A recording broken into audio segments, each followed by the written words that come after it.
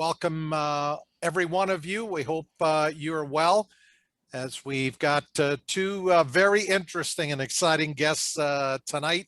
We're going to talk a lot of motorcycle racing, a bunch of technical stuff that frankly is probably going to go over my head, but hopefully it'll be a learning session for me as well as a learning session for you. Stuart Nodell, as always, off the top, has his Nodell's notes, and then we'll get into our conversation with Jonathan Cornwell and Darin Marshall. Stuart? Yeah, thanks, Pat. First, just wanted to pass along some sad news we learned about, and that's the passing of Herman Cornelson, and he was the man behind Full Bore Marketing, which was one of Canada's, or is one of Canada's largest distributors, and certainly largest distributor of Arai helmets. Indeed, Herman was one of the good guys in this industry. I got a nice note from Michel Mercier, who's certainly, like all of us, saddened with the passing of Herman. He was such a great supporter, not only of the industry, but of Canadian motorcycle racing. He sponsored and helped out a lot of racers over the years, including Michel Mercier. So our condolences to his family and to everyone at Full Bore that I guess Stuart has been sold to Motovans. So some changes there on the business side. That's right. And then the most recent news in MotoGP, Pat, is Marc Marquez is scheduled to be back racing this coming weekend. They're at the Algarves at the Portimao circuit.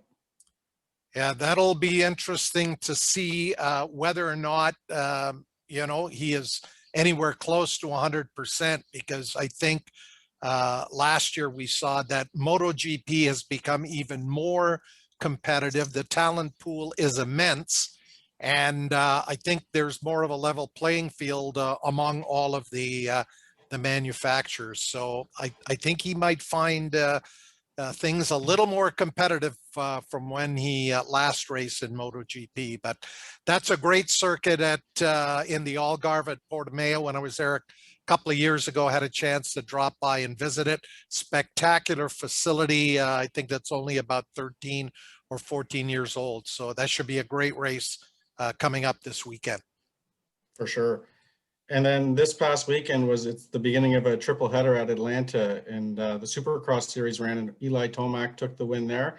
And it was a real nail biter. It was pretty wet and muddy in Georgia, and Tomac took the lead at the very last moment, just before the checkered flag, just out dueling Chase Sexton.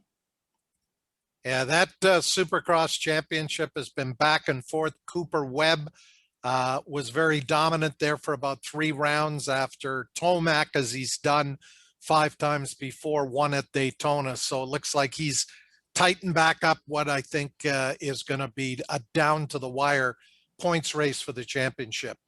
Yeah, for sure. The points are pretty tight, and it's between the 3 of them: Cooper Webb, Ken Roczen, and Eli Tomac. And then we found this information out, Pat, that the AMA is going back and having vintage days at Mid-Ohio Sports Car Course. And I always loved going to Mid-Ohio. Back in the early, I guess, mid-90s, I started going there as a racer, but even some of the vintage events were quite a bit of fun. Well, I think, things are starting to open up in the United States. Last week, they had 38,000 at Arlington for the Blue Jays home opener. When I look at most of their motorsport events, they are allowing somewhere around 20% of capacity in the grandstands. And in fact, I just saw that even some of the horse racing tracks are starting to open up a bit. And I think they're going to have about 20% on May the 1st at the Kentucky Derby. So, but I think that's a function of the fact that the United States is somewhere getting close to 50% of the population vaccinated. We, of course, are well behind that in Ontario and across Canada. So we still have a long way to go, but it does look as though some of the events are returning. And as well, I saw today where the big motorcycle shows that usually happen indoors in the winter, they're going to go outdoors July to October. Yeah, which I guess is the next item you had. Yeah, that's right. It's going to be July 9th in Irvine, California. They're going to start, the IMS is going to be putting on some outdoor motorcycle shows and events. So that's great news. Well, I think we still have a ways to go before we get back going here with motorcycle shows in Canada. Yeah, for sure. And then really to wrap it up, a couple of cases here of the baggers are getting real serious. Kyle Wyman is signed on. Harley Davidson's going to put up a factory effort, and they're going to be riding in the Moto America series. I think it's going to be a 3-rider team. And then also now I read last week was that Indian is going to be the official title sponsor of the class.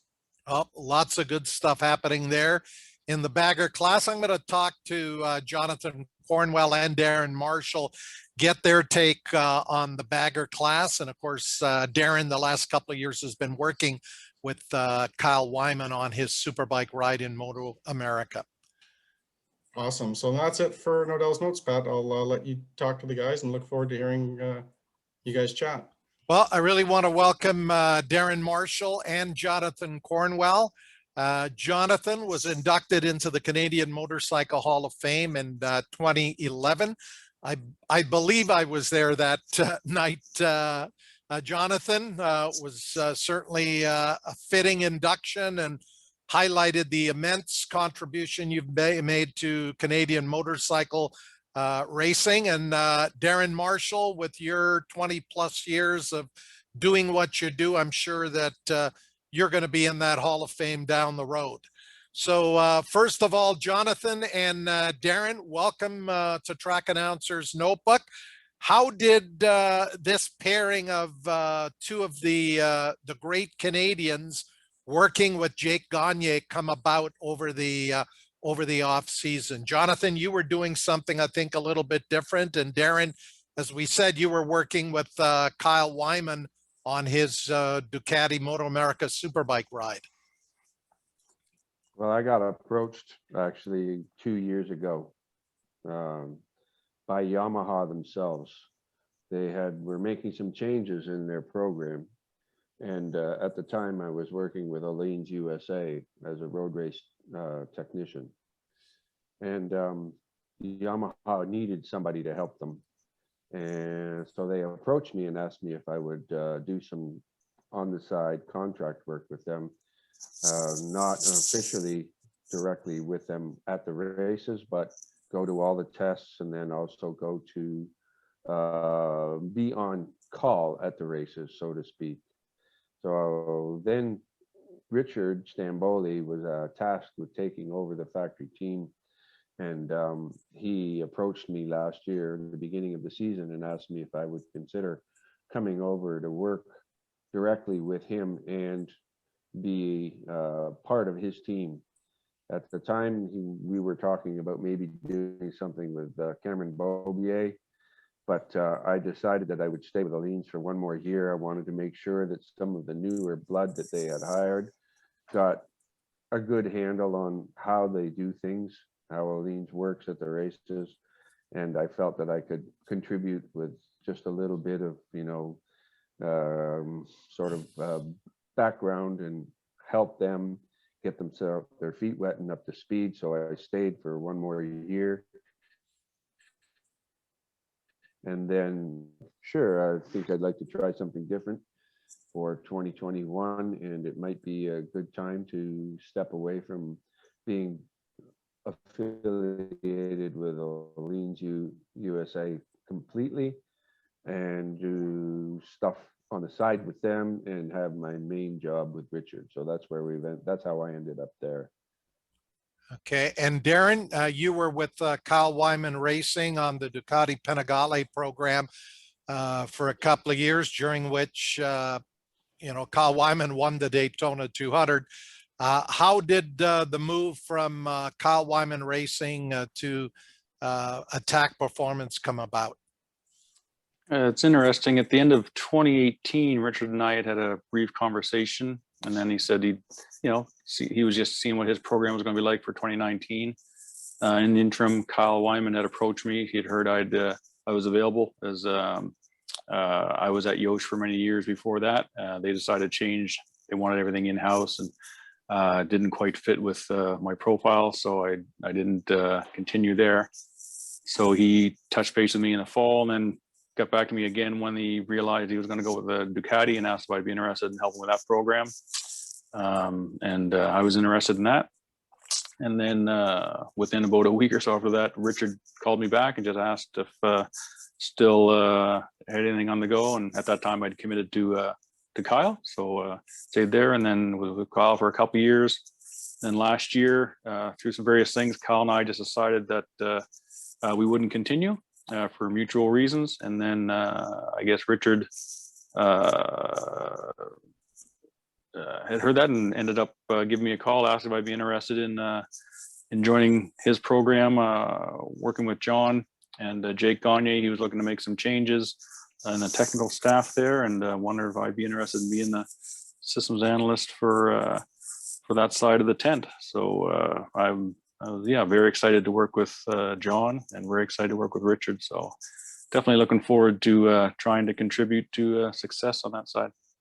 We're going to talk a little bit about the Moto America test at COTA that happened on March and 30th, 31st. But prior to this year, had you and Jonathan crossed paths at all at various other assignments?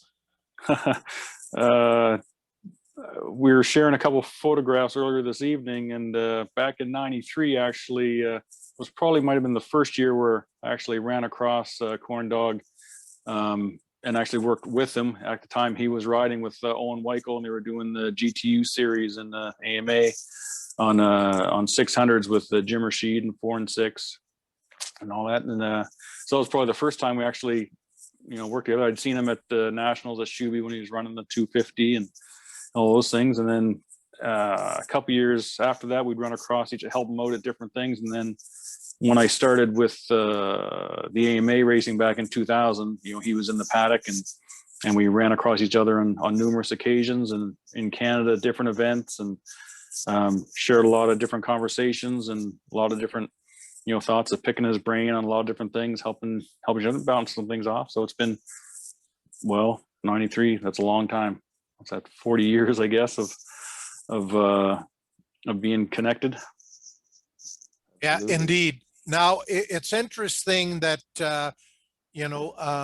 you came up through the academic side. You studied, computer systems and systems analysis and all that, formerly trained at university.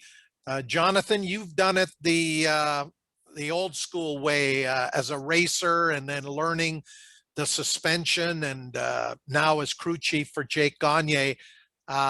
It seems like oil and water, but somehow it's come together. Yes, I really appreciate having someone like Darin on my side of the tent, to be honest with you. The complexities of the systems these days are quite daunting, and it's quite easy to get sidetracked and lost just trying to, as Darin says, analyze the information that you have in front of you. From a racer's perspective, it's pretty straightforward. You have an idea of what the rider's trying to tell you, but then you need to be able to go back and look at all of the information that's generated by the data acquisition that is on the motorcycle. And it's actually, there is so much information that is there that you need to be able to have a clear mind and have someone that can also look at it from a different perspective, because looking at it from a crew chief or a rider's point of view is only going to give you part of the picture.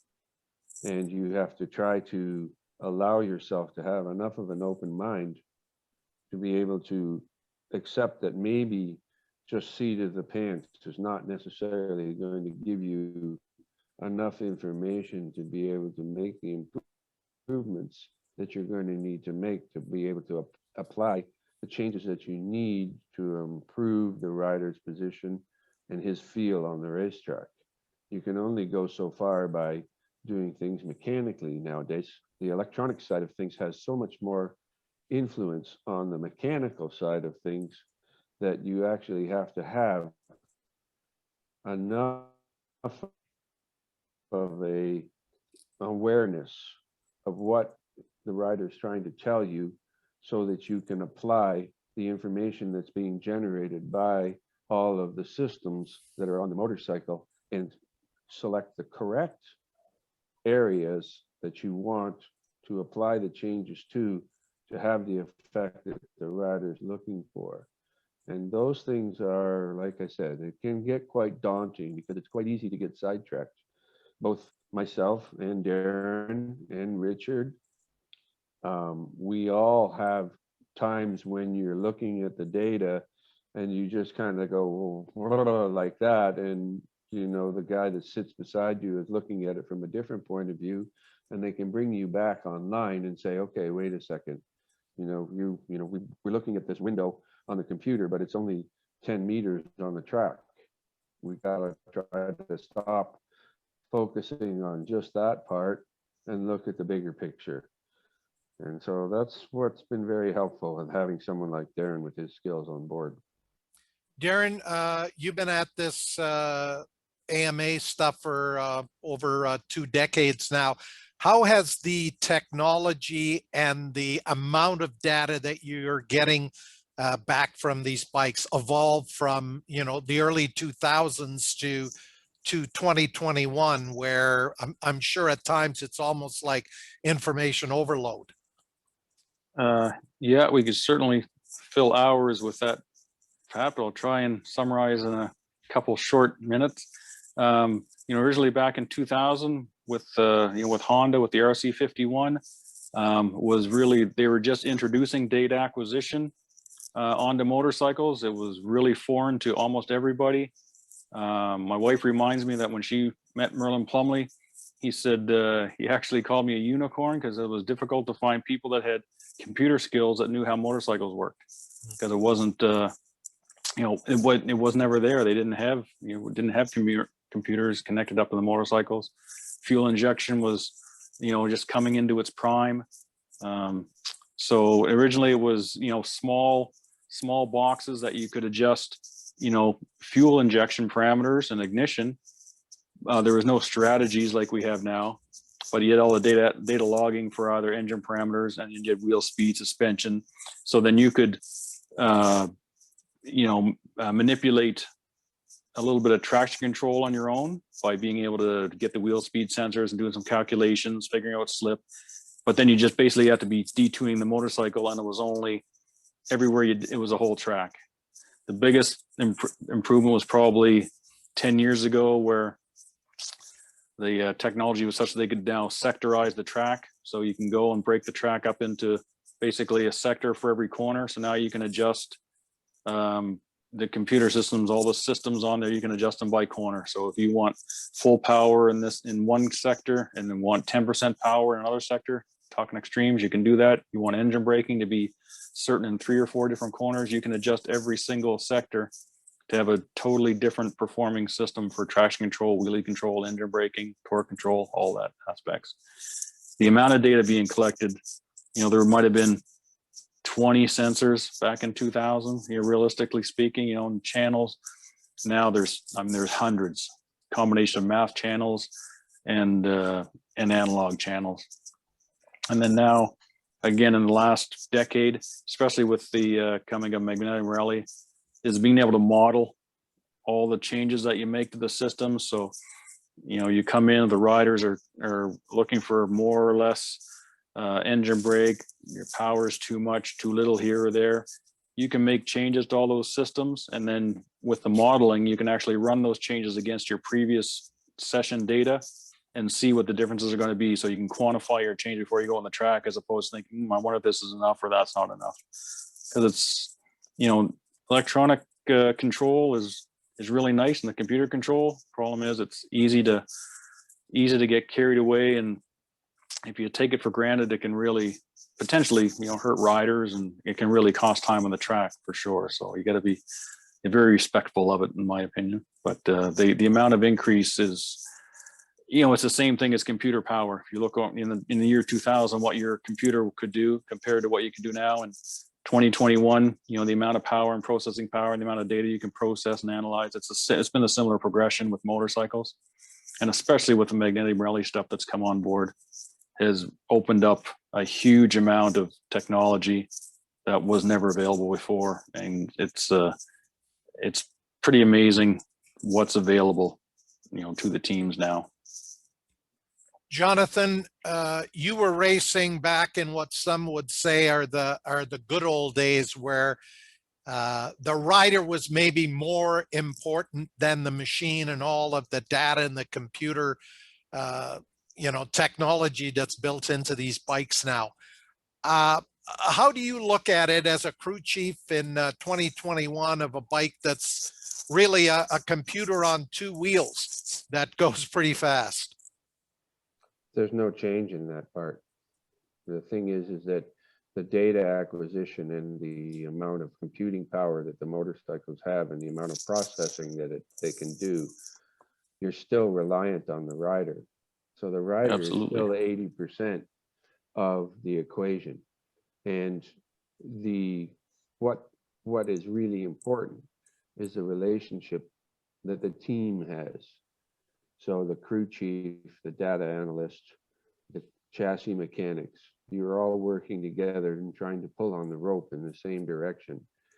And you're trying to draw the information from the rider in a format that you can actually use and be verified by what you're seeing on the data. And then from there, you have to be able to take that information and put it into some sort of a quantification that you can use and apply to the software that controls the motorcycle. And that relationship between the crew chief, the data engineer, or the data analyst, and the rider is one of the most important aspects of anything that goes on inside the team.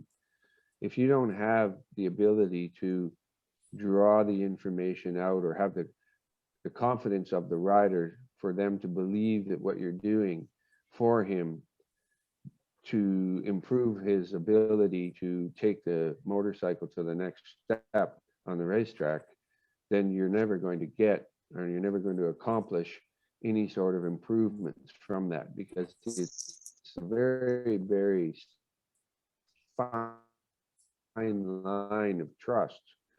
The rider has to trust him that he's getting back from the tires, and he has to trust the people back in the pit box that they're giving him the changes in the manner that he can rely on every time he goes out on the racetrack. That trust is very, very easily lost and very, very difficult to gain. But when it happens, and you get a rider that has that kind of ability, they are, you know, what they call the aliens, or their ungodly talent, but they can't do much with it if the rest of the package around them doesn't allow them to exploit what that motorcycle and the performance of the electronics is going to allow them to do. And those things are pretty evident. You see that happening every weekend at the MotoGP races. One weekend you have a rider that's really, you know, performing at a very high level, and the next weekend maybe not so good. Of course, you have the outliers like the Marc Marquez and the, you know, like, and that's about the only one at the moment, because all the other ones, they still seem to have those roller coaster waves. But it seems that whatever you give Marc Marquez, he's able to take that and manipulate it, and his riding ability and his skill level is so high that he will make up the difference of whatever deficiencies are there in the motorcycle and the software or the traction control, wheelie control itself.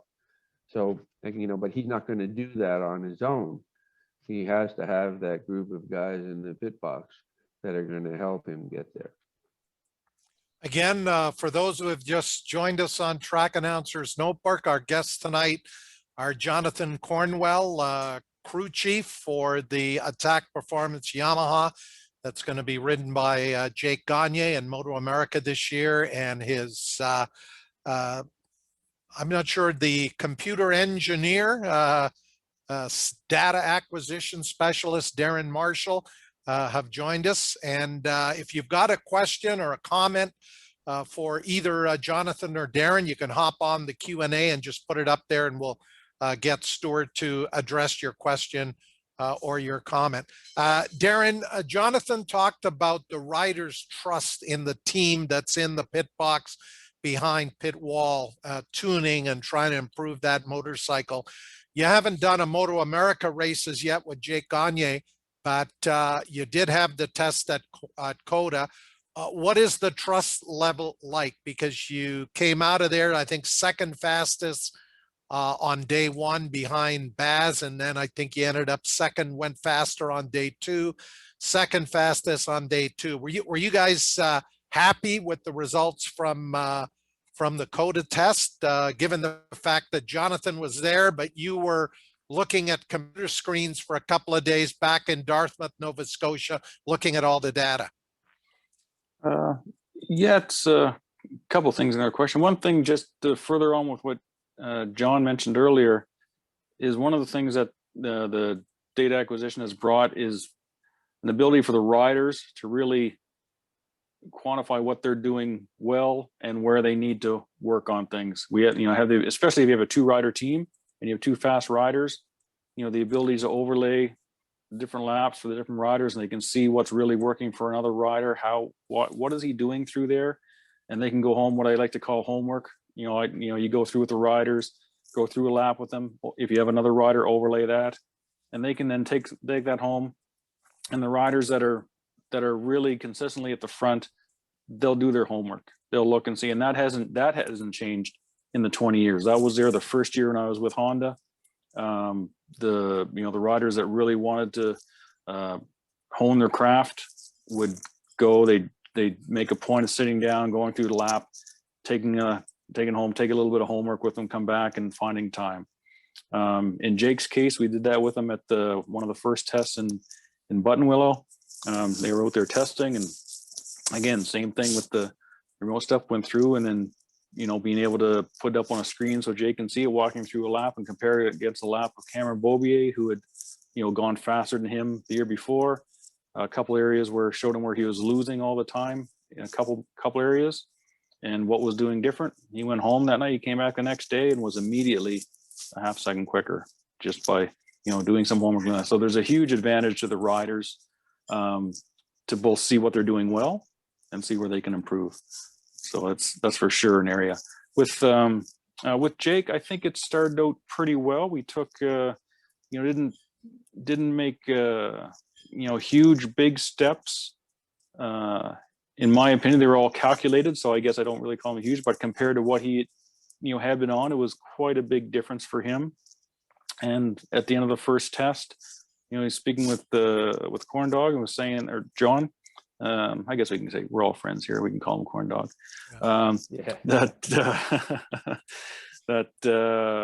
He was really happy with the motorcycle and starting to feel pretty comfortable with it.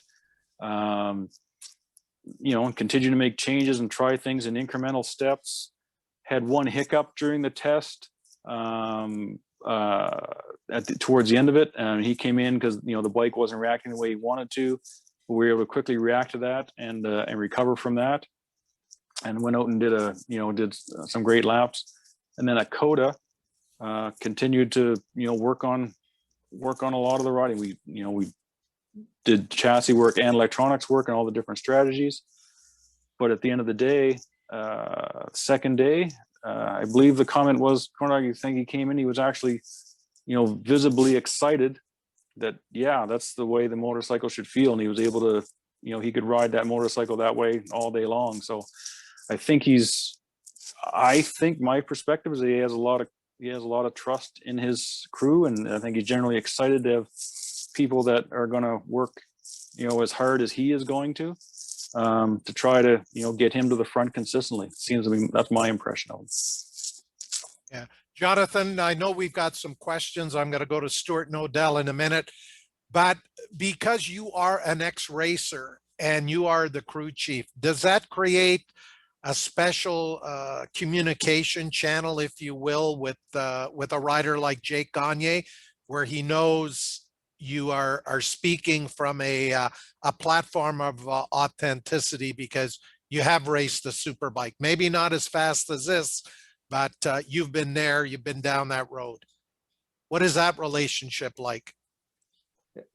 That's one of the things that I have to say that over the course of my career as a suspension technician that I noticed the most, regardless of who was in the crew chief's seat. When the rider found out that there was actually someone in the group of people that was working with him that actually had been there, done that, you know, they tended to defer. They would look at you, even though they were talking to the crew chief, they would look at you to try to help them relay the information that they're trying to impart to the crew chief and to the data people. Sometimes it's very difficult for them to actually articulate what they're trying to, you know, what they're feeling, what their sensations are. So they kind of give you the look to the side and they go, you know what I mean? And you kind of have to, you know, at some point, some cases, yes, you do understand, but in other cases, you would just throw a few more questions at them with the inclusion of the crew chief and try to get them to draw the information out a little bit better so that there was a better understanding. So to answer your question, there is a little bit different relationship between a guy that's, you know, raced in the past and then is stepping into this particular position. You have a little bit more of it's almost like there's a feeling of sympathy in some cases, because there is a lot of times when the rider goes out on the track and they come back in and their eyes are basically rolled back into their head because they've just, you know, held their breath for a minute and 50 seconds around the racetrack, and they've tried to do the best lap they can, and they really don't have a lot of information to give you because they were just hanging on for dear life at that point. So you have to, you know, kind of give them some time, allow them to relax a little bit and start to understand how they're going to speak to you, what kind of language they're using. Some riders do it a lot more with body language. Other riders do it a lot more with words. Some of them not so nice, but at the same time, and put it into some sort of a form that you're going to be able to utilize and be able to make changes, whether or not those need to be physical changes on the motorcycle or whether they need to be things done to the electronics. So you have to kind of come to that conclusion together. And you do that with everybody within the team, between the data analyst, yourself, and the rider, and even a lot of times the chassis mechanic, because he'll see things that you don't necessarily see because you're too busy focused on something else, and he'll just come in and say, you notice that the X, Y, or Z's. So for example, at the Dakota test you were asked, Jake was having issues and he missed some back shifts. And Darin looked at the data and he said, the problem is that when he back shifts, the actual shift drum's not rolling around far enough. Take the shift lever and move it down some. So we did. We took the shift lever, we moved it down another 5 millimeters, and he went out in the next one and he came back and he says, that's way better. But that kind of thing would not have necessarily been easily solved in the past without having to do maybe 1 or 2 different steps, because you wouldn't have had somebody that could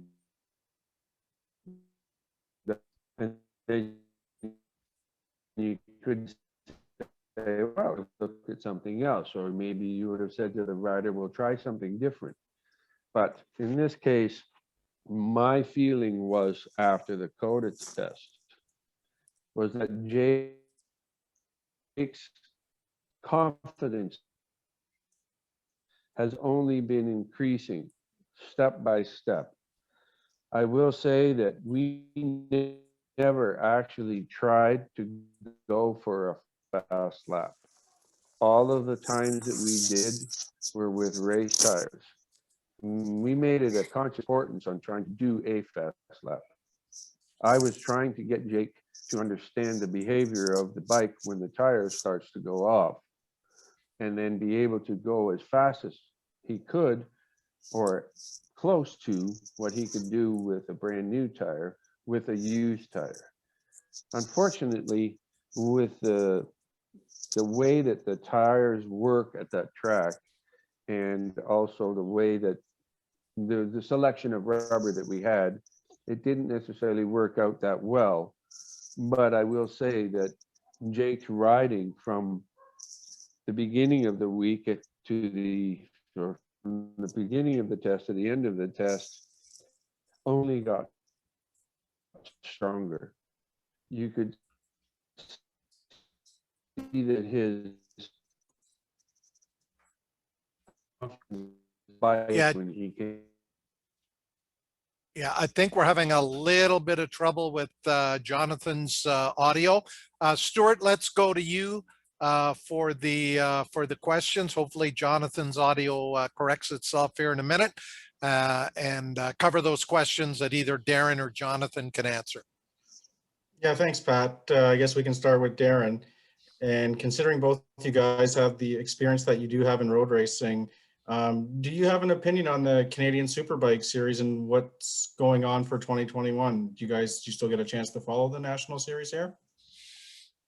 Yeah, I follow it quite closely and speak with Colin Fraser periodically on what's going on there.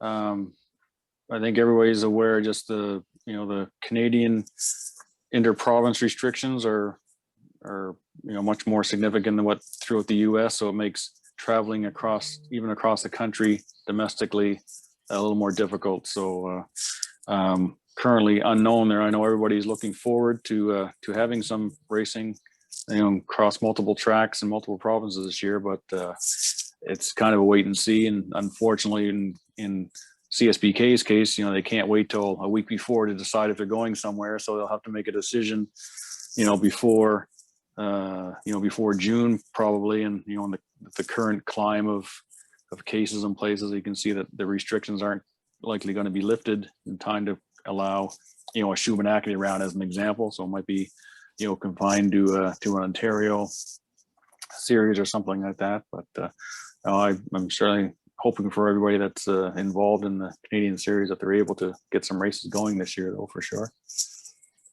And do you have any sort of prediction on who a favorite for the title might be? Jordan's still running, so you can't. It's gonna take a large thing for somebody to unseat him. I know Ben did 2 years ago. Ran really hard. Looks like he's continuing to train really hard. Jordan's always riding and training too. But I think I'd have to put my money still on Jordan. I think Ben will likely be close to him second. I think there's a couple other guys that are really working hard on their programs and on themselves. Trevor Daly comes to mind. Following him on social media, he's certainly putting in the effort himself to make sure he's ready to go. I think he's as packaged for his machine, everything's a little bit more advanced than it was the last time out as well. So, but I think your money still had to be on Jordan. I think he's still hungry for it, and he still likes to be on top of the box. So it's tough to beat with all the experience he has. And the next question, I guess, for each guy would be, do you think having spec tires has benefited or hampered the current racing series? Oh boy, it's a tough one. It's made the racing better, I would say, just because previous to that there was always the one-off specials, or even the brands, the better tires in the brands would go to the different teams and different things. It certainly is tightened it up a little bit. Personally, I think a lot of the series are a lot closer is because The tire development might be a little bit slower, so therefore people are able to get to the maximum use of the tire quicker. So that's just a gut feel. If the tires only provide you so much grip, it's it's easier to get there. It doesn't need to be a point. If you have a machine that has a lot more grip over the tires, it's going to cause a lot more difference through the chassis and everything else. It's going to cause you a lot more challenges to try to overcome. So where in the past you had different tires and different manufacturers, you could have something where, the guys could really exploit the extra grip the tires would give them and other guys couldn't. So it gets a little bit of differentiation there, I think. But I like this. I like the spec tire rule just because it's such a difficult thing to control, who gets a huge advantage. I mean, it is, they're a critical part of the whole deal. You're always really hunting for grip. So I think it's a good thing overall. I think, Jonathan, you need to take yourself off mute. And I think did. your internet, Darin must have done it remotely from Dartmouth with his computer science. I think you're back on. Shared a little I am. bandwidth. Hopefully we get to the bottom of this. Right now, the weather here is kind of grim. So when that happens, usually my rural internet service doesn't quite cut it sometimes. But as far as the spec tire rule goes, I have mixed feelings about it. I understand that the spec tire seems to bring the back of the field up, but it doesn't necessarily show the true potential of everybody. It's so hard sometimes to want to be a competitor and have some advantage, but at the same time, you have to understand that the major cost of the racing is in the tires. And when it starts to cost more money to put a set of sets of tires on the bike over the course of the weekend than it does to actually take to get to the races, sometimes that's a little bit of a mixed message, I feel. And I don't know. Like I said, I like the competitive aspect of having the open tire rule, but at the same time, I think I'm okay with most of the area, to be honest with you. Stuart? Yeah, and then the next question, I guess, is I'll gear it towards Jonathan, is from Henry DeGow, and he's asking when Jonathan raced his first AMA National and what was his most memorable race? My first AMA National was at Mid-Ohio, to be quite honest. And I raced the 750, Formula 750 class on an FZ 750, the 5-valve one. And that was an interesting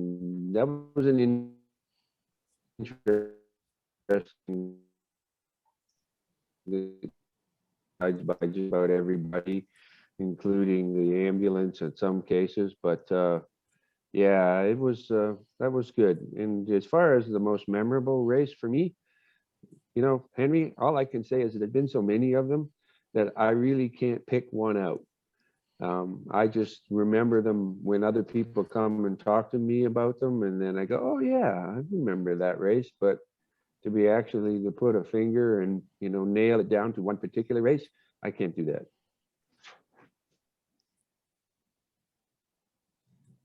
Stuart, I Cool. think you And got then- another question there. Yeah, we do. We've got, since you guys have both been working in the American series through a few different regime changes, what are your thoughts on the different versions, whether it be Moto America, the AMA, or even DMG? How about this? Meet the new boss, same as the old boss. It's always there's no real, let's how we say, improvement per se. it's always going to come back to the fact that the pinnacle of racing in the United States or North America is going to depend on the strength of the grassroots. So whatever happens at the grassroots level and how well that's doing, that's going to give you the base for the pyramid. And that's going to show you how good the people are above that at the national level and the premier class, if you want to call it that. And unfortunately, it goes back to going to the cost of racing. The ability for just the average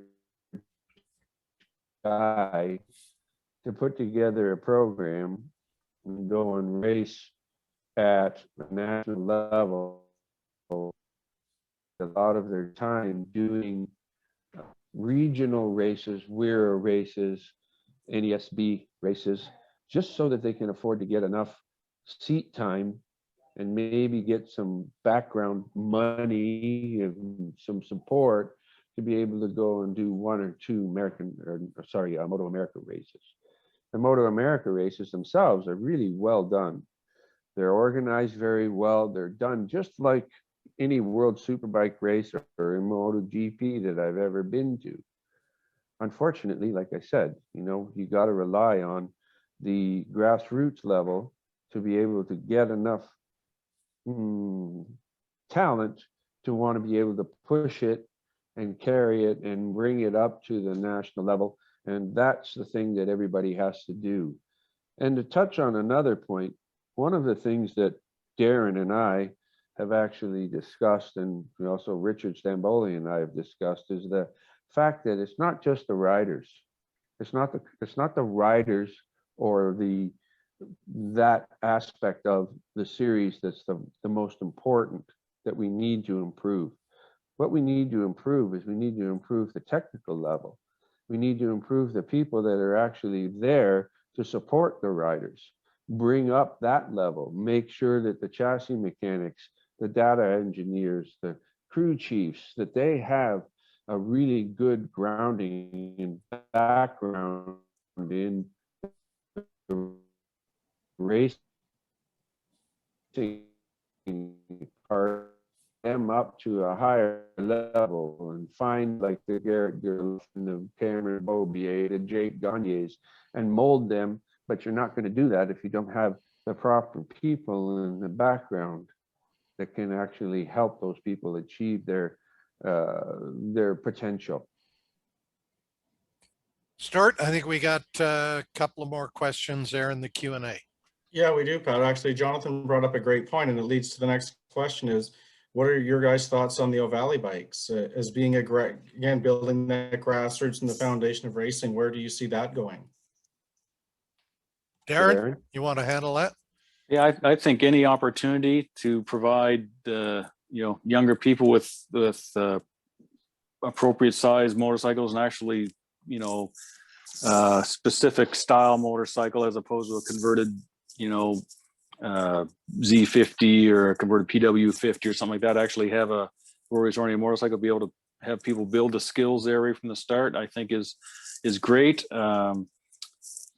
Downside is it's a privileged thing to get involved in, and O'Valley isn't a $3,000 PW50, you know what I mean? So it comes at a cost, and there's certainly a certain amount of privilege to be able to get out there and ride that. But I think for people that are interested in going and doing it and have the means to do it, whether they just have it naturally or they spend all their time working their two jobs to get it, and they can go and have something to put their kids on to learn, the maintenance and the running and everything that's involved in putting together a team, getting into a circuit level racing. I think it's a great opportunity to actually have something specific for that, to be able to do that. And I think once you have enough of them out there, then you'll be able to see that facilities will be able to cater to them a little bit more. In Canada, it's smaller than the US, but there's still, there's kart tracks around in Canada. And if you can get enough people and showing some interest and get out there, then you can go and use those. They can have dedicated time, on a circuit to actually go and hone their skills, figure out if they enjoy it, what it takes to do it, and build this. So the only way you're going to be able to, to get the involvement there is if you have the time on it to understand what it takes, and if it's something that you really get enough enjoyment in order to do.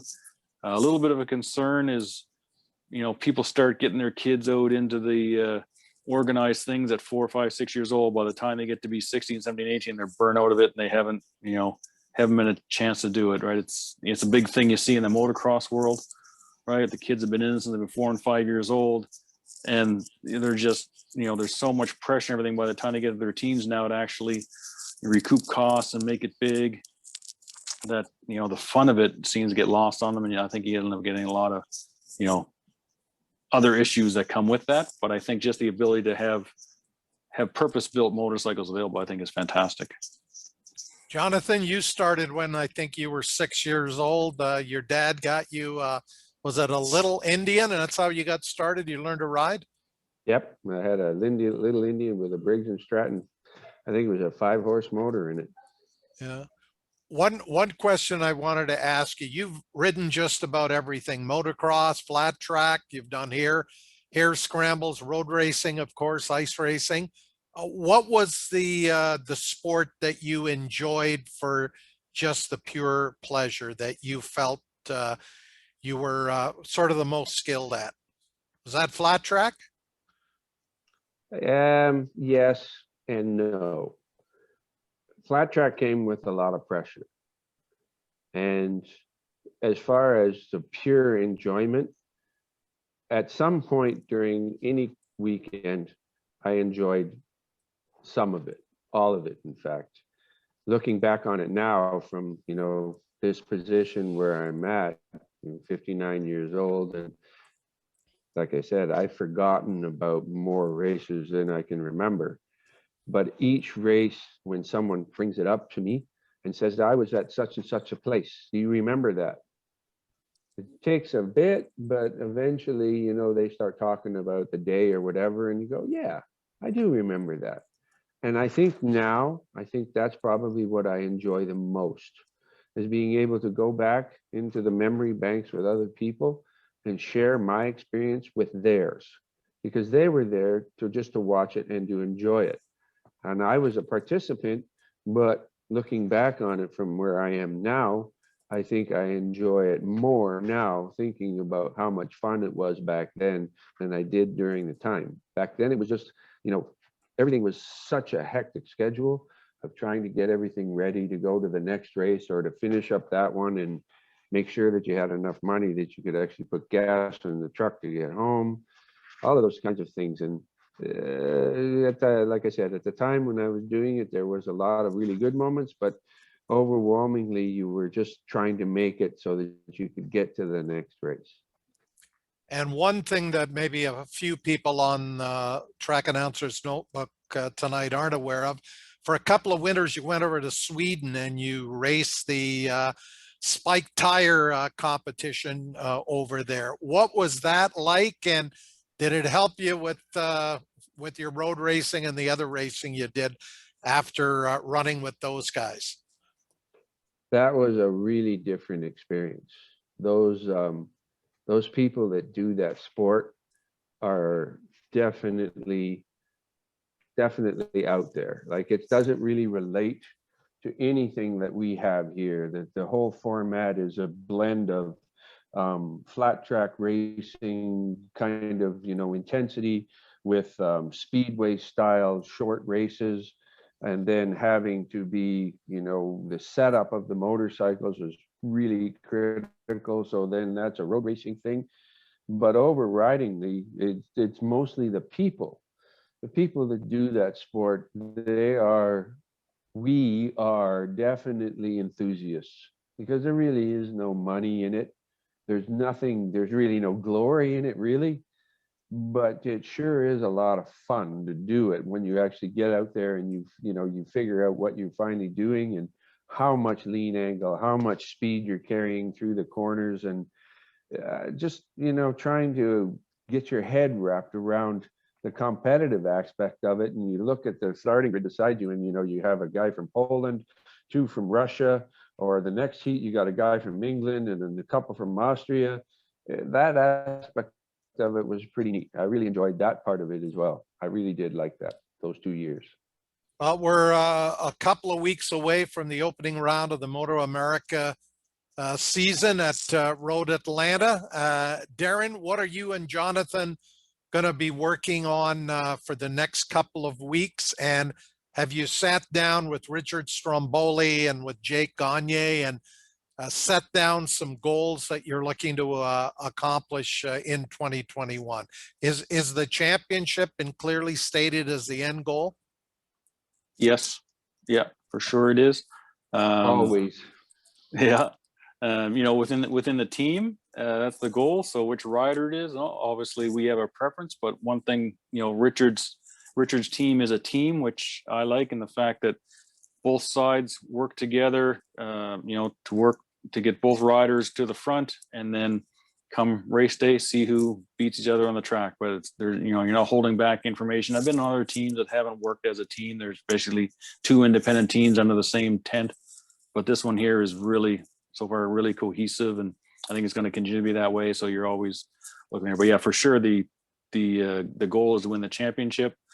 We've had discussions during the tests and after the COTA test just last week. We got together just to go over the strategy for the first race and things we want to work on ready for that first race. So yeah, the intention is to go there and be 1-2 on the box. That's what the intent is.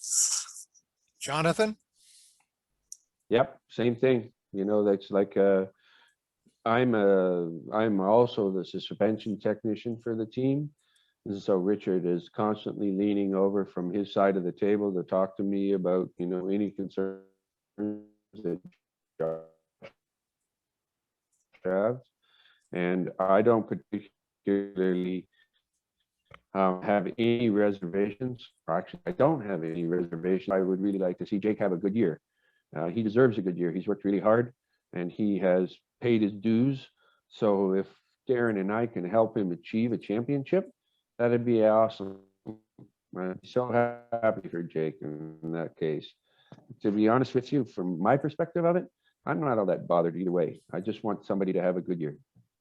Okay, Darin, you're going to be in Dartmouth for that opening round at Road Atlanta. On your computer, looking at all the data. How much different is it for you to do your job remotely, or can you do like 98% of it as though you were actually at the racetrack? For the stuff that's needed to be done, it's pretty much all of it. There's some things that obviously, if it was there in person, we'd be able to progress more with respect to the overall network infrastructure, all the sharing of data to all the crew chiefs and suspension technicians, all that kind of thing, that a lot of the stuff just don't have access because not everything is open to the internet, right? So it's some of the stuff is closed network. So those things are kind of on hold until a point can get there. But as far as for each of the on-track sessions, in between the race and everything else, I have full access to the same laptop that I would use when I'm there. We've worked on, over the last few tests, worked on the infrastructure to be able to have the connectivity and to be able to get the data that I need. So it's instantaneous. I can tell when the bike's plugged in. I can tell when it's available. Communication between Corndog and Jake is, on the phone. We just, we share a conference call, come in and involved in the debrief, everything else.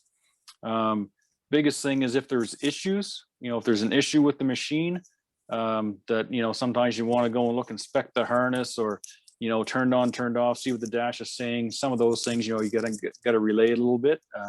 In the ideal world, you don't have those issues. But those are things that obviously, being, 3,000, 2,000 miles away is a little bit difficult to get down and do that. But without having the actual, a physical problem or something with that, everything else will be really pretty seamless. Our last few tests have shown that we're able to get all the changes done that have been required. Downloading is no is no slower. Uploading of any strategy is no slower. Everything is the same aspect there. It's really just working on our communication a little bit. Just because, you can't just reach over and touch somebody and say, hey, you got a second there, you got to, text or phone or whatever else. But we're working through that, and we're pretty confident that it's not gonna hold us back. Well, it sounds like you guys got it all figured out. Stuart, I think we've got a couple of more questions before we wrap up the show with Darin and Jonathan. Yeah, Pat, thanks. Just the first question is for either guys, for both guys, sorry, is how soon do you think it'll take before we see the e-bikes become part of the premier class? I think it's still a long way off. Well, I think it's still going to be a long way off here. Yeah. Well, 2030, all of the Japanese manufacturers will not be racing, internal combustion engines, motorcycles. So I think it's at least a decade away before we see electric bikes. Although, as you look, there is the Formula E car class, and it's coming, but I don't think it's going to be within a couple of years. Stuart, I think we got one final question. We just have a thought, just Stu Shaw's typed into the Q&A that congratulations to both of you guys. Great seeing that you're doing so well down in the States, and it's awesome that you've taken your technical talents down there and having the success you are. Thanks, Stu. Thank you. Okay, on that note, we are going to wrap up this edition of Track Announcer's Notebook. I want to thank Jonathan Cornwell and Darin Marshall for joining us tonight. I certainly learned a lot more about the technology in these modern day superbikes than I did coming into the show. Stuart Nodell, final thoughts? Yeah, I did too, Pat. This was really insightful. Great to hear from Darin and Jonathan both. And obviously they're instilling the kind of confidence in their rider this year. And I think they're going to have great success, and wish them all the best.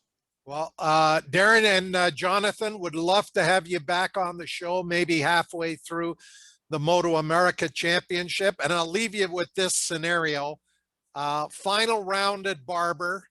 Herrin and Gagne are running 1-2. Herrin leading, Gagne second.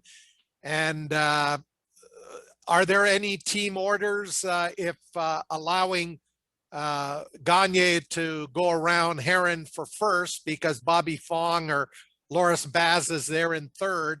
I'm sure you guys would have figured out all of the mathematical possibilities. Would there be team orders? I think I'd have to defer that question over to Richard before. Stromboli. Oh, okay. Yeah. All right. Okay. You know what? We'll follow up that in about a few months when we get both of you guys back on the show. And if Jake is available, we'd love to have him on the show as well. But we wish you all the best at Road Atlanta and all of the other Moto America rounds. Be well, stay safe, and safe travels.